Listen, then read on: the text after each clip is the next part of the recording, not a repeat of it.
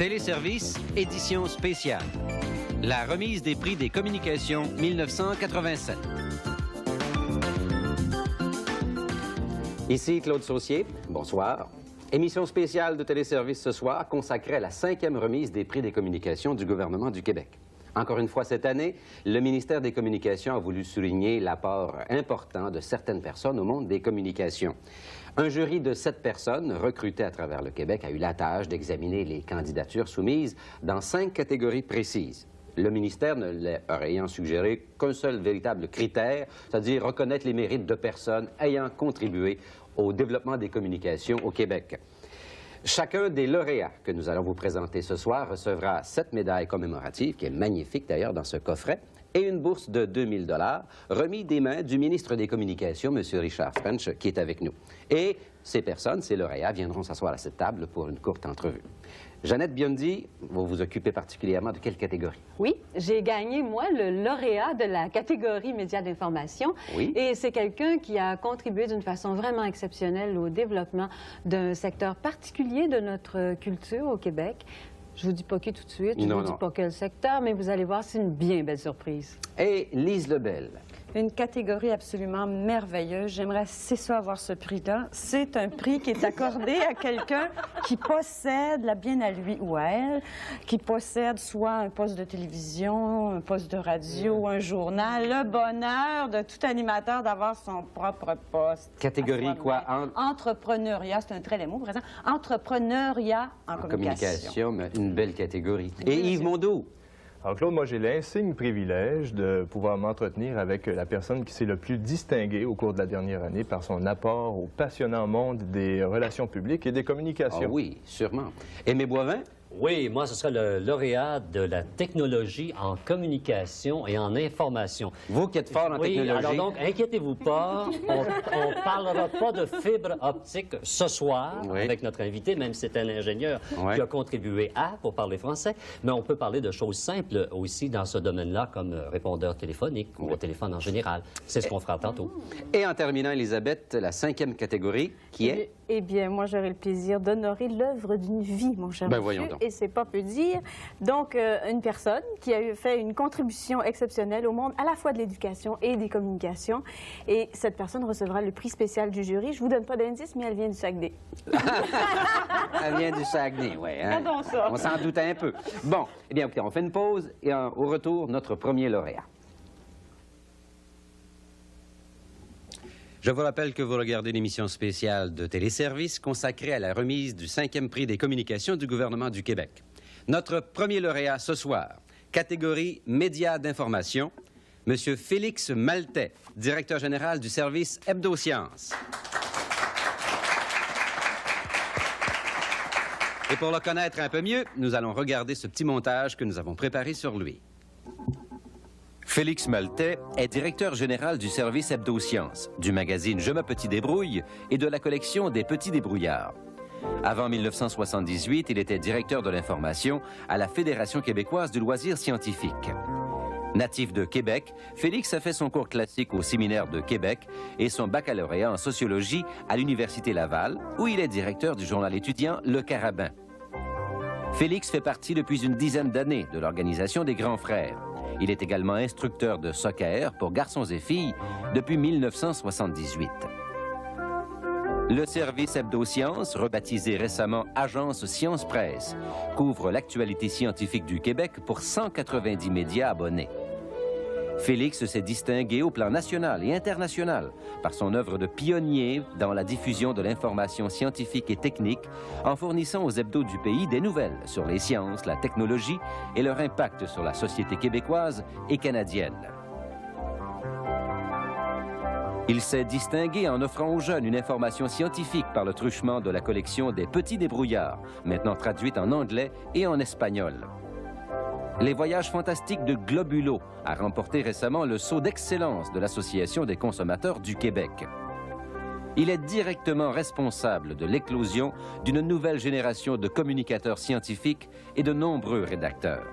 Félix Maltais a été lauréat du Cercle des bâtisseurs Molson et de l'Association des communicateurs scientifiques.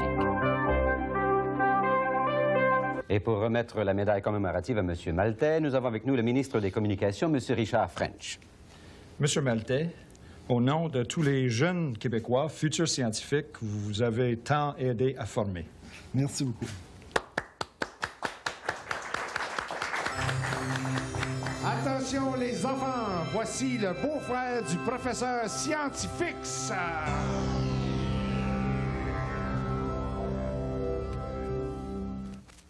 Bonjour les petits débrouillards. Hier, on a fait une expérience sur la friabilité du verre, tu t'en rappelles, hein? Au fait, est-ce que papa a eu le temps de réparer toutes les fenêtres de la maison? Oui? Très bien.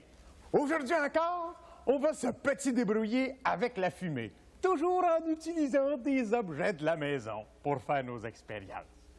Expérience numéro 1, la fumée parmentier. Prends 2 tubercules de grosseur moyenne, frotte-les vigoureusement ensemble et en les frottant, les enzymes qu'elles contiennent vont se transformer en fumée. Regarde.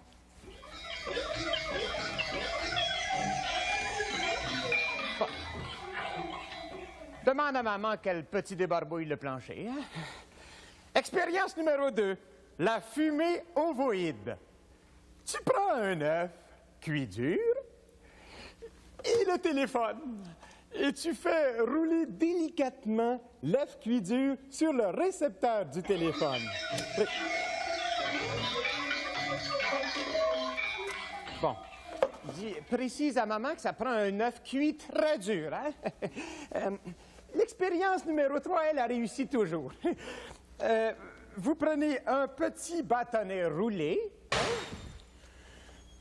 un petit bâtonnet soufré, avec du soufre. Vous frottez vigoureusement le bâtonnet soufré sur une surface rugueuse et vous faites en même temps quelques exercices de respiration.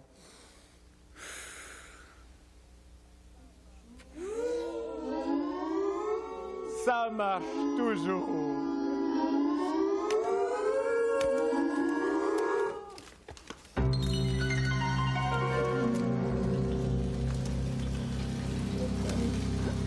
Heureusement, Félix Maltais, les expériences que vous offrez aux petits débrouillards sont meilleures que ça.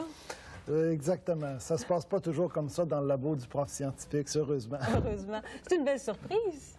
Oui, vraiment, oui. Je ne m'attendais pas à ça. Je suis très, très heureux, évidemment, pour les petits débrouillards, pour l'équipe qui réalise les livres et le magazine, également pour tous les journalistes qui écrivent dans Hebdo Science, notre publication qui s'adresse aux médias d'information régionaux.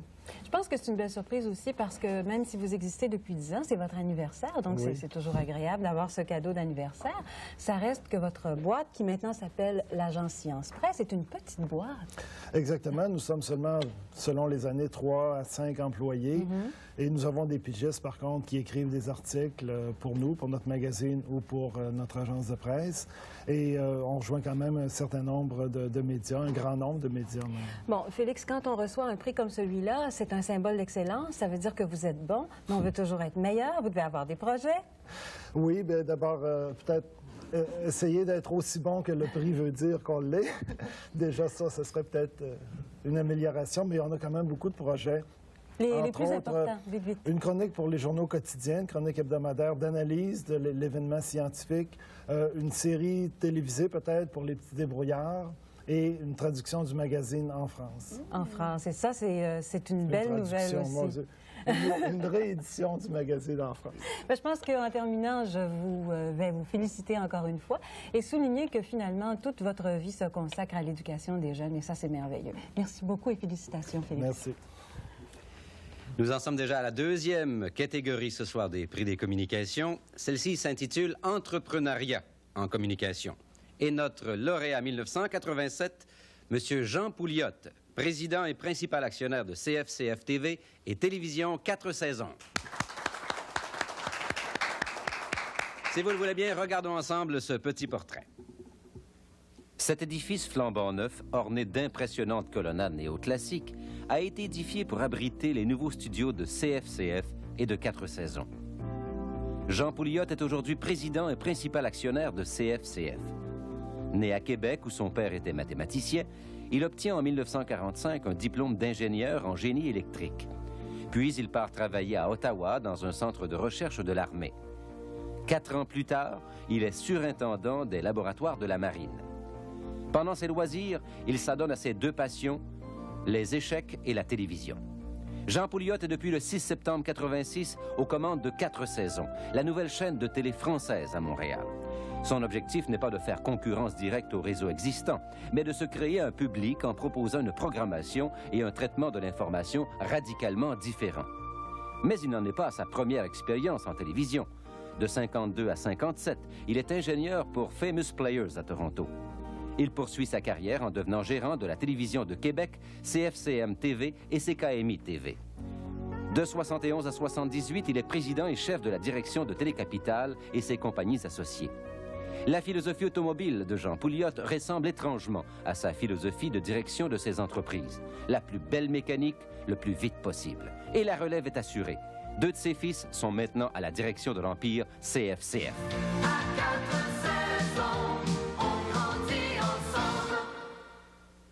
Alors qu'il chantonnait le jingle de sa station, bien, M. French, vous lui remettre sa médaille commémorative. M. Pouliot, vous ne vous contentez pas des paroles, vous passez aux actes. On vous félicite, on vous remercie. Merci infiniment.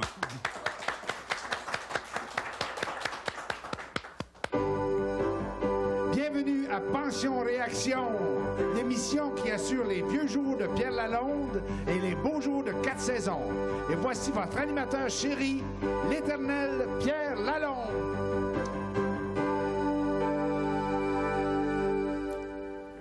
Formidable. Ce soir, notre émission est tout spécialement consacrée à notre formidable patron à tous, M. Jean Pouliot. Mon premier invité est mon ancien Tibasse, M. Guy Fournier.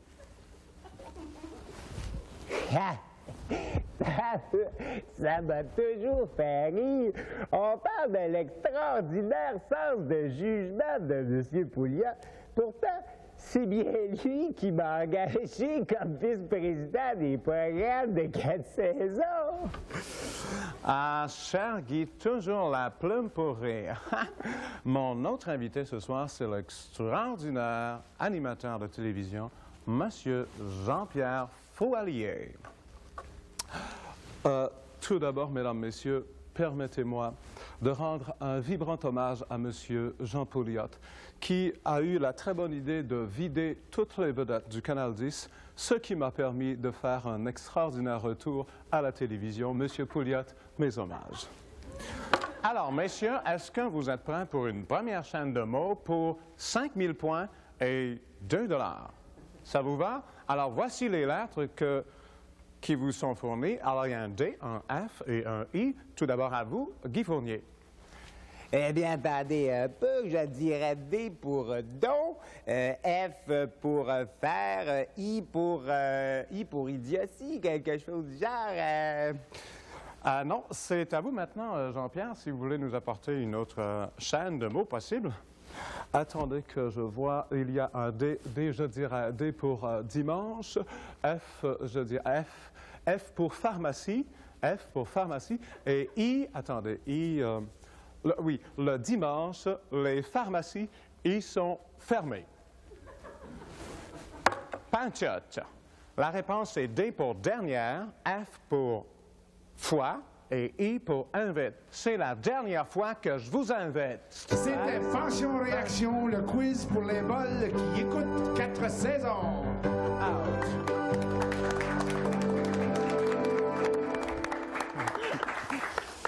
Décidément, M. Pouliot, on vous rend hommage sur hommage ce soir. Je suis enchanté. Ça fait plus que 30 ans que vous frayez dans toutes sortes de couloirs, de toutes sortes de télévisions. Qu'est-ce qui vous fascine encore dans la télévision? La même chose que vous, probablement. Non, je pense que c'est un domaine qui est extrêmement intéressant. C'est un challenge et c'est peut-être ce que je connais le mieux aussi.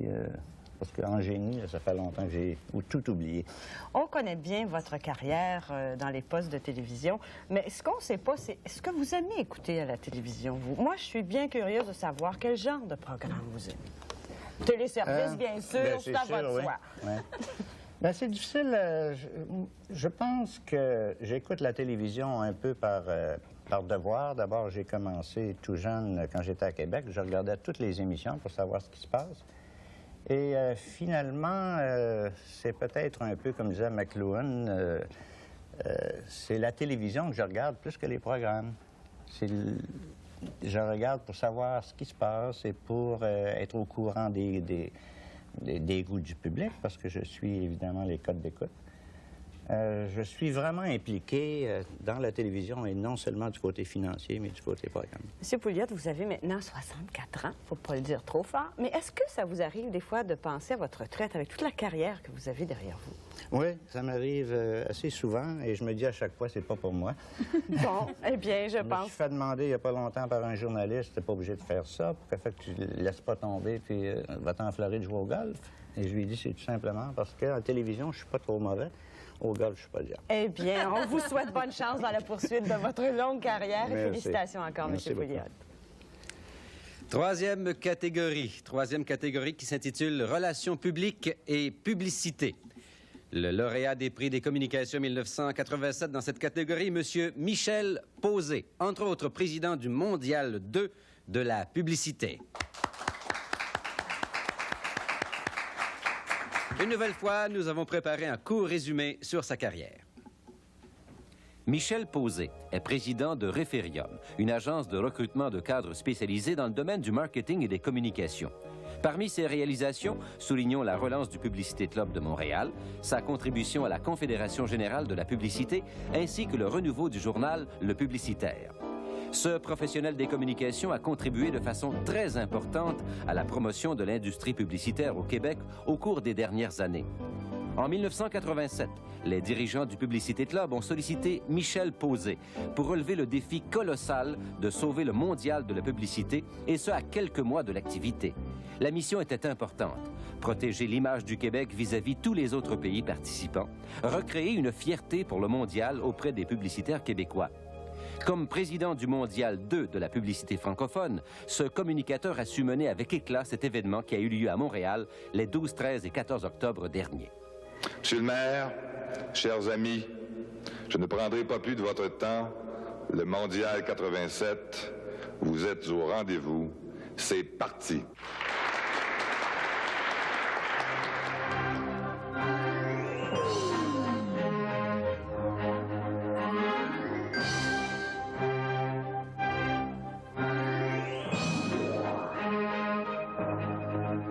Très spécialement pour vous, communicateurs, publicitaires, étudiants, une occasion en or.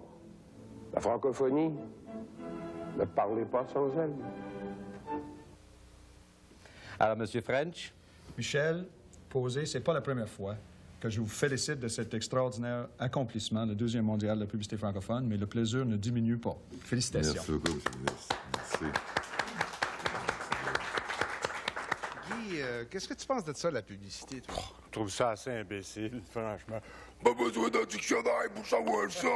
On ramasse des idées. Oui, papa, on ramasse des phrases toutes faites. Des gros jeux de mots. Oui, puis des rimes toutes croches. Des idées bon marché, puis ça va marcher. Hey, je te dis non, la publicité, moi, là, non, franchement, bon, ouais, écoute. Excusez-moi, messieurs, vous ne semblez pas aimer beaucoup la publicité. Ben, ouais, en fait, pas tant que ça, non? Pas vraiment. Moi, je trouve ça malheureux un peu parce que ça tombe mal. J'avais pour toi, François, justement un jingle à faire, un jingle extraordinaire. Oh, ben... Et puis pour toi, Guy, ben, on avait un rôle de porte-parole qui s'en venait. Évidemment, ça aurait été un développement de carrière possible. Puis évidemment, c'est assez payant, ces choses-là. En fait, on n'est pas contre la publicité. Non, mais pas vraiment. Enfin. On n'est pas contre. Mais même la publicité, des fois, c'est meilleur que les émissions dans lesquelles on les retrouve. Hein? Puis on est bon, monsieur. C'est monsieur Michel. Fais-nous quelque chose. Fais-nous quelque chose. Avec Cousineau, pas besoin de mots. Avec Richer, tu peux pas tromper. Avec nous deux, on casse pas deux. Nous essayer, c'est nous adopter. Nous essayer, c'est nous adopter.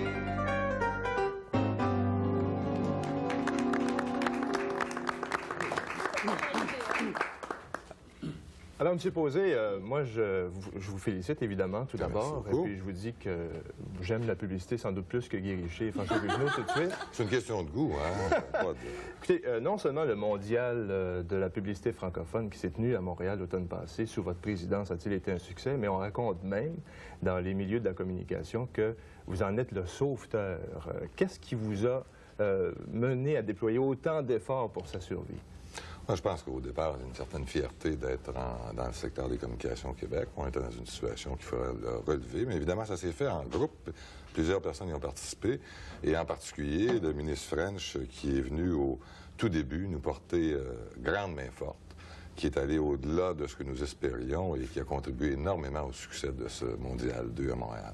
Et c'est pas fini parce qu'évidemment, là, ça a été succès, donc c'est amené à revenir. Et puis cette fois-ci, ça se transporte à Paris, je pense. Oui, justement, on arrive de l'Assemblée générale annuelle à Paris. Le Mondial aura lieu en 88, au mois d'octobre, à Paris, et on nous promet Versailles et les sons et lumières. Et chanceux. De quelle façon est-ce que ça fonctionne? Je crois avoir entendu parler qu'il y aurait un jury qui serait ailleurs et même très loin dans la francophonie. On a tenté de partager les événements au sein de 3 continents. Donc, le bureau chef, ou enfin le siège social du Mondial, demeure à Montréal.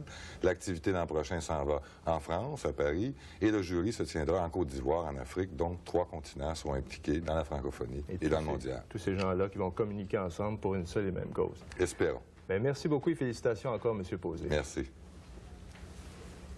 4e catégorie de la remise des prix des communications 1987, catégorie technologie de l'information et des télécommunications. Notre lauréat 1987, M. André Boutin, vice-président de groupe de Northern Telecom Canada. Et comme une image vaut 1000 mots, bien nous avons 1000 images sur sa carrière.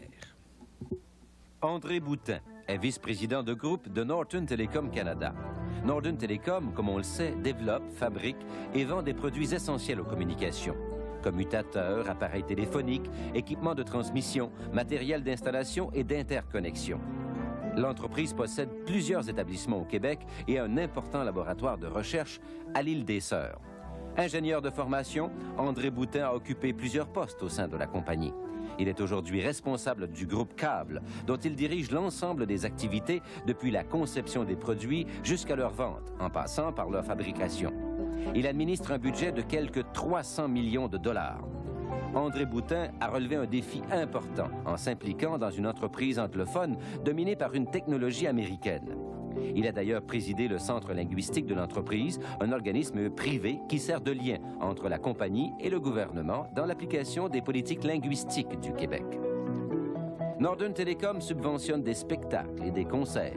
L'entreprise s'intéresse à la qualité de l'enseignement des sciences en créant le prix ACFAS Northern et appuie des initiatives comme la Semaine des sciences et les expositions thématiques. André Boutin a été pour beaucoup dans le développement de ces initiatives. Depuis 1984, il est membre du Conseil des universités, un organisme chargé de conseiller le gouvernement sur le développement de l'enseignement universitaire au Québec. Et à nouveau pour la remise de la médaille commémorative, M. French. André Boutin, il n'y a pas assez de Québécois et de Canadiens qui connaissent l'importance extraordinaire de la contribution que fait Northern Telecom, un joueur majeur dans les marchés mondiaux de l'équipement de télécommunications, à notre économie, à la formation de nos jeunes, à l'offre d'opportunités extraordinaires de carrière. En vous présentant ce prix des communications, on pense honorer l'ensemble de cette contribution et plus particulièrement le vôtre. Félicitations. Merci. Northern Telecom, c'est quand même incroyable. Ils fabriquent des téléphones. Il paraît qu'il y a une 40aine d'usines à travers le monde. C'est vraiment exceptionnel. Parlant de téléphone, c'est vrai, il ne faut pas oublier d'appeler chez moi. J'ai mes messages à prendre. Je ne sais pas si vous avez ça, un répondeur téléphonique chez vous. Des fois, il y en a des bizarres. Bon, un premier message. Allô? Ouais. Moi, là, ça serait pour passer à téléservice. Elle chante du sol de la brun, ma soeur chante du tango, ma soeur joue du... Maman joue du ukulélé, mon frère de la bombarde. Puis on voudrait passer à téléservice avec M. Saucier. C'est à quelle heure qu'il faut que je vienne, là? Franchement, bon, notre appel. Allô, Tiggy? C'est Guy Fournier. Je viens de te regarder m'imiter à ton émission. Je trouve que franchement, t'exagères. C'est pas vrai que je parle de même. Un autre. Hey, Richer, j'ai ton stock. J'ai pas envie de rester poigné avec ce stock-là, man. Fait qu'écoute-moi bien, là. Si à 7 heures t'es pas arrivé, c'est le coach qui va l'avoir, ton stock de hockey. OK? Ah. Allô? T'es-tu tout nu, là? Ouais. Moi, comme ça, faire des téléphones obscènes. Coudonc, penses-tu que je pourrais passer à l'émission de Jeannette Bertrand? Ah, franchement, bon, j'en ai pas d'autres. C'est incroyable, hein? J'espère une seule chose, que Northern Telecom un jour invente un système, un répondeur téléphonique qui pourrait répondre à ce genre d'appel-là.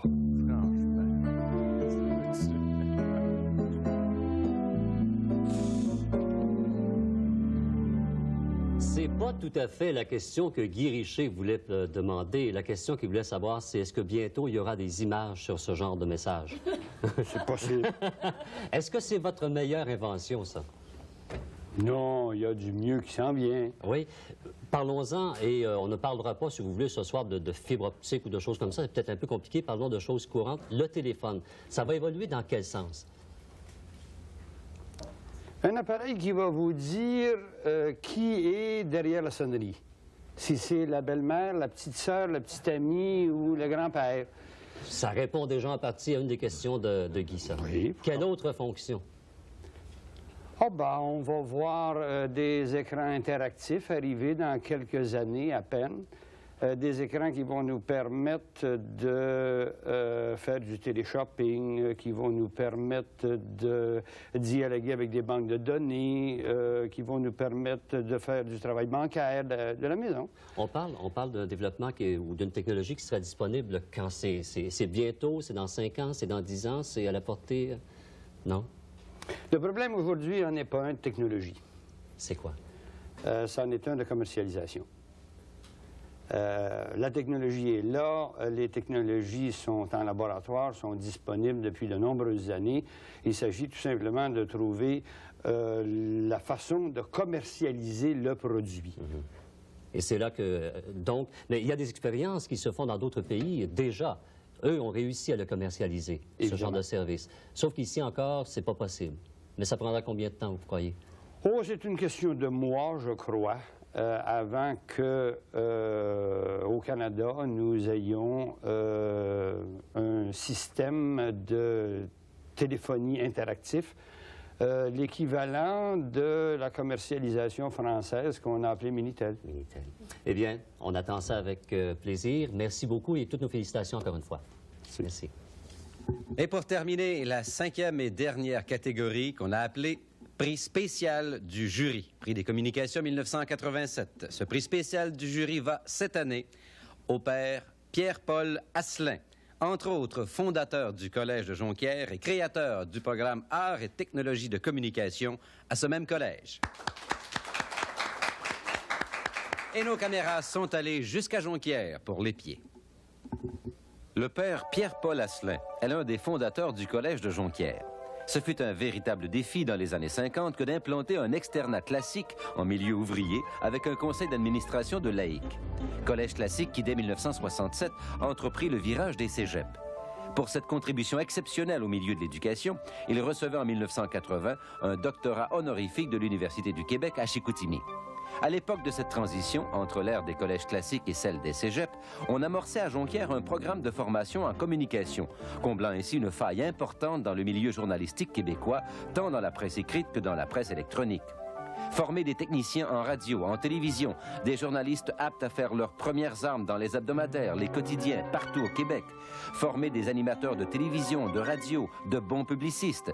C'était là une des priorités sur laquelle le père Pierre-Paul Asselin donna réponse par la création au cégep de Jonquière d'un département de technique journalistique devenu maintenant le programme d'art en technologie des médias.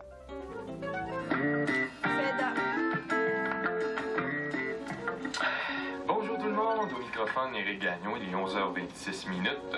Aujourd'hui, à l'émission L'Événement, nous analysons le contenu du journal La Pige, le journal du cégep de Jonquière. Le Cégep de Jonquière détient toujours l'exclusivité du programme ATM. Sans être journaliste, réalisateur ou publiciste, le père Pierre-Paul Asselin a contribué à livrer sur le marché du travail plusieurs centaines de journalistes, de techniciens et de communicateurs à travers le Québec tout entier. Prix spécial du jury 1987. Alors, M. French, la remise de la médaille. Père Asselin, j'ai eu le grand plaisir de voyager un peu partout, visitant les médias au Québec. Partout, j'ai rencontré les anciens de votre programme. Ça me fait grandement plaisir de vous rencontrer enfin à l'origine de tout cela. Félicitations et merci de la part du monde des médias québécois. Merci beaucoup, M. Guy, qu'est-ce que tu penses vraiment des journalistes? Ben, écoute, à Téléservice, on est tous ouais, des espèces de journalistes. Alors, il faut... J'en pense pas beaucoup de choses. Hey, je sais pas si tu te souviens d'une chanson de Jean-Pierre Ferland. C'est au tout début de sa carrière, je pense. Les journalistes. Les journalistes. Te souviens-tu de ça? Oui, non.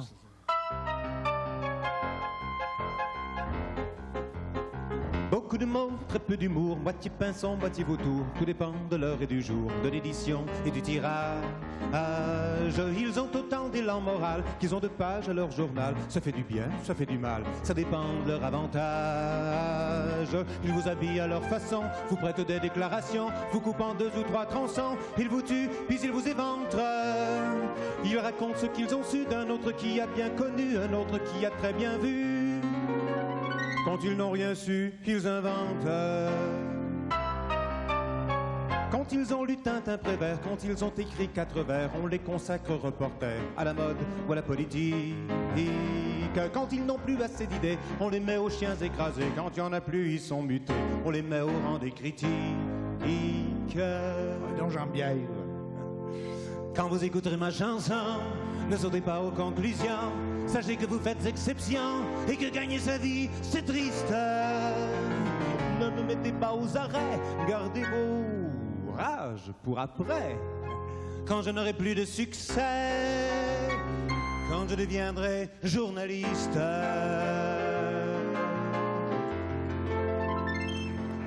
C'est raide pas mal, ça. C'est raide, hein? C'est raide. Ben, faut dire que depuis qu'existe l'école de journalisme de Jonquière, les journalistes sont plus comme ça, hein? Bien sûr. Dites-leur, Père Asselin, que ça a vraiment bien changé depuis que vous avez fondé l'ATM. La preuve, je suis un produit de votre école, moi. Tu me dis pas. Ben oui, vous saviez pas? Ben non. Oui. Mais c'est une belle surprise. Ah, c'est une surprise que je vous faisais. Donc, je reçois 2 surprises aujourd'hui. 2 médailles en même temps. Une médaille vivante. Dites-moi, comment vous est venue l'idée de fonder ce programme d'art et technologie des médias? Ah, mon Dieu. C'est venu. On a vécu... C'était un collège classique que nous avions. Nous avions commencé en 55. Et puis, alors est arrivé dans les années 60 le rapport parent, les rapports qui se faisaient, n'est-ce pas, montrant les failles qu'il y avait dans les cours classiques. Et puis... alors, nous autres, nous étions jeunes, et puis nous regardions tout cela, puis nous regardions vers l'avenir beaucoup. Et puis, le rapport parent nous parlait aussi de culture, et qu'il n'y avait pas une culture, mais qu'il y avait des formes multiples de culture.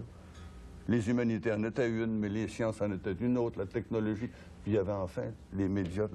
La communication. De communication. Parce que, et ça, c'était une culture populaire. Et puis... on était habitué à regarder de l'avant, puis à regarder dans le milieu, puis répondre à des besoins. Puis on voyait que les nouvelles institutions étaient faites pour cela, répondre aux besoins. Et on a dit, mais il y en avait... Où est-ce qu'elle est dans le Québec, où il y en a dans le Québec des écoles de formation pour ces hommes-là, n'est-ce pas, qui travaillent à la culture populaire, n'est-ce pas, comme... Ce sont les professeurs d'aujourd'hui, n'est-ce pas, au point de vue populaire. Oui. Et alors... on s'aperçoit qu'il n'y en avait pas, et puis on a commencé quelque chose, humblement. Et vous avez dû défendre, loin, ça faisait pas de bruit, vous l'avez bien défendu jusqu'à aujourd'hui. Vous y croyez encore beaucoup à ce programme aujourd'hui? Oh, plus que jamais. Oui. Bon. Autrement, il ne faudrait pas croire aux moyens de communication, aux médias. Oui. Et puis, il a fallu le défendre, parce que qu'est-ce qui peut sortir de bon de Jonquière? Saguenay. Il faut traverser le parc, il y a peut-être de la neige encore au mois de juillet. Puis il y a des bêtes, là, hein, et toutes sortes de choses. Oui, oui, oui. Pas quand on est rendu au Saguenay, mais dans le parc, alors. Oui, oui, c'est ça. Et puis, et on l'a commencé parce qu'on dit qu'il n'y avait personne, mais immédiatement après, d'autres ont dit, ils sont plus gros que nous autres, vous savez, puis plus près de, je les nommerai pas, Mais enfin, ils ont dit, mais c'est nous qui avons dû commencer ça. Je vous arrête parce que l'histoire, ça peut durer encore quelques années. Père Asselin, je vous dis félicitations, merci beaucoup de la part des milliers de jeunes qui sont passés par le département d'ATM de Jonquière. Merci beaucoup. Eh bien voilà, c'était nos 5 lauréats des prix des communications du gouvernement du Québec 1987. Mais pendant ce temps, l'actualité ne s'arrête pas dans le monde des communications. Et Marc Laurendeau avait en réserve quelques questions pour notre ministre, M. Richard French. Monsieur le ministre, le gouvernement Mulroney vient de prendre la décision aujourd'hui de remettre, c'est la décision du CRTC au fond qui est remise à plus tard. On demande au CRTC de reconsidérer sa décision jusqu'à l'automne, de faire un fameux canal All News, nouvelles continues. Et au fond, il y a 2 anciens ministres des Communications, Gérard Pelletier et Marcel Masse, qui disent qu'on ne peut pas en faire un pour les anglophones si on n'en fait pas un pour les francophones. Est-ce que vous pensez que le Québec devrait faire une bataille sur ce dossier? Je pense qu'on ne ferait pas de bataille sur le dossier. On insisterait d'une part sur l'importance de TV5, qui est le canal international francophone, qui va nous emmener un apport d'affaires publiques très important dans son grille horaire hebdomadaire. D'autre part, on va tout simplement souligner pour les Québécois que dans la politique du CRTC quant aux services payants, ce n'est pas le contribuable via CBC ou Radio-Canada qui va payer les services nouvelles 24 heures, c'est plutôt les abonnés du câble et la publicité.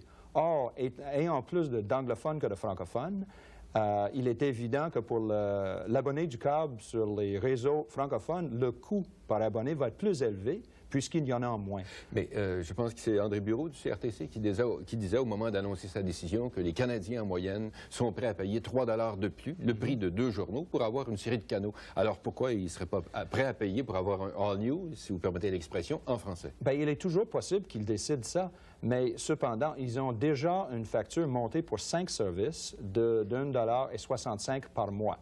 Veulent-ils, avec cette augmentation, l'augmentation de taxes qui vient de la réforme fiscale fédérale, un autre $1,50 ou 2 $ par abonné par mois sur les services de nouvelles 24 heures? Personnellement, comme consommateur, je suis sûr que j'aimerais ça, moi.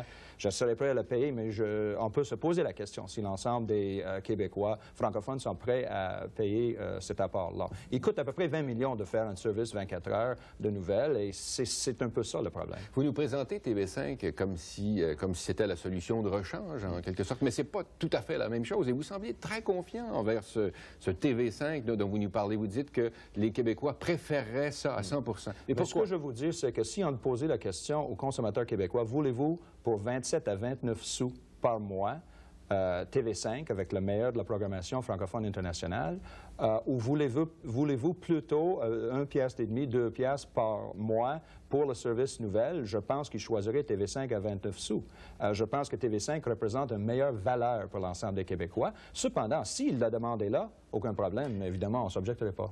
On suivra ça avec beaucoup d'intérêt, M. French. Merci infiniment. Merci.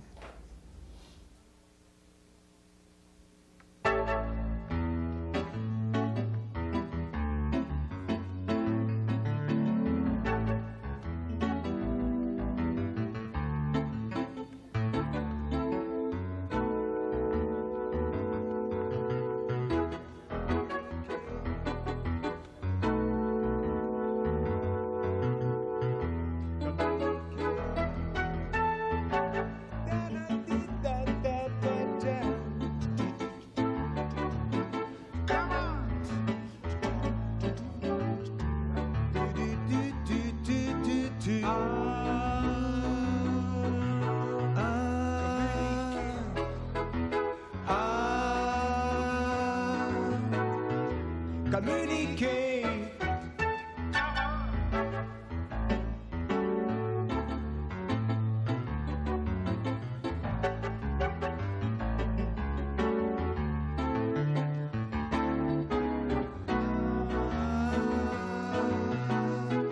Communiquer. Communiquer.